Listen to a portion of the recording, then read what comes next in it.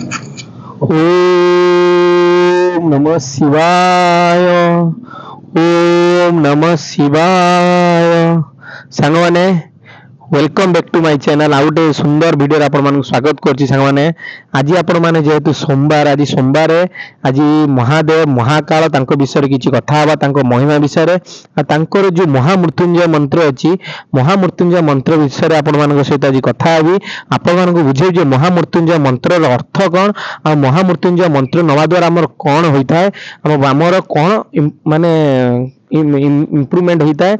आ महामृत्युंजय मंत्र कहीं एते फेमस है, कहीं एते शिवंकर मेन मंत्र रहा। चलतु आ लेट न करी आमे वीडियो को स्टार्ट करिबा। आ वीडियो टी बहुत शॉर्ट वीडियो रहबो 5 मिनिट रे। आ आपण वीडियो को लास्ट पर्यंत देखंतु। आपण पर जदी वीडियो टी जाई जमा अनदेखा करंतु, वीडियो को देखंतु, आपन बहुत किछि शिक्षणीय जिंस मिलियो। सांग माने आज आपण गोटे छोटिया स्टोरी टे कहबी, तापर आपण महामृत्युंजय रो अर्थ बुझेइबी। सांग माने आपण जानथिबे मार्केंडे जने थिले महारु ऋषि, जार पुत्र संतान जन्म हो नथला। सीए महामृत्युंजय मंत्र नै कि को मंत्रटा आपनकर ओम त्र्यंबकम यजामहि सुगंधिं पुष्टिवर्धनम उर्वारुपामि भवन्धनम मृत्यु मुक्षी यमामृतम। एही मंत्र नवा द्वारा महादेव महाकाल शिवं को से प्रसन्न करथिले। आ तांको मंत्र से प्रसन्न होई तांको वरदान देथिले जे से गोटे पुत्र संतान चाहुचंदी कहिथिले। किंतु शिव कहिथिले आपण गोटे 100 वर्षर अगुणवान पिला दरकार ना 100 वर्षर आयुष ना 16 वर्षर गोटे गुणवत्त पिला दरकार। किंतु मार्केंडे जे ऋषि थिले से कहले मते 16 वर्षर गोटे गुणवान संतान दरकार। आ शिव निजे तथास्तु कहिकी पळे जाइथिले। तापरे तांको पुओ जन्म होला, खुशी रे बढ़िले। मार्केंडे बहुत खुशी रहिले। एतले तांको पुओंकर 15 वर्ष हो गला, 16 वर्ष आपको लगिला, सी जानिले जे तांको पुत्र संतान आ रहिबनी। बहुत गुणवान पिला थिले, बहुत किछि भलो भलो काम करले। जो मार्केंड को मार्कंड तांको पुओंगना आ सी तांको ता मार्केंड से तांको कहिथिले आ आम पार तो किछि बात नै, आमे महादेव जो महाकाल तांको मंत्र नबा नै कि तमे डाक। तांको पुओ बुझेइथिले मार्केंड मु शिवं को डाकी मु मृत्युरु बंची पारिबी। सी जाइथिले गोटे शिवलिंग को पूजा कले। पूजा करी कि ओम त्र्यंबकम यजामहि सुगंधिं पुष्टिवर्धनम उर्वारुपमनि भवन्दना मृत्यु मुक्ष्य अमृत हरिओं नमः शिवा। एही मंत्र नवा द्वारा तांकु एतले जमराज आस्तिले, जे जम कोन काल, कालर महाकाल के शिव। आ एही मंत्र द्वारा मार्केंडे प्रत्येक दिन सोमवार 108 थर मंत्र नवे।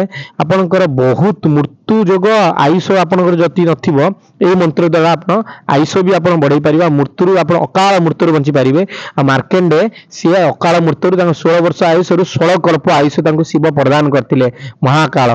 जेतले जमराज आसी तांको नवा पई बसिले, किंतु तांको आयुष देले महादेव महाकाल 16 कल्प आयुष देले मार्केंड को। सेति पई आपण माने महामृत्युंजय मंत्र नियंतु। आपण जदि रोग दुख कष्ट अभाव अछि, आपण अकाल मृत्यु गाड़ी रे जाउचंती, केबे केबे आसीबनी। आपण जदि महामृत्युंजय मंत्र सोमवार दिन 108 थर हेबे। चलंतु हम लेट न करी महामृत्युंजय मंत्र अर्थ बुझेबा।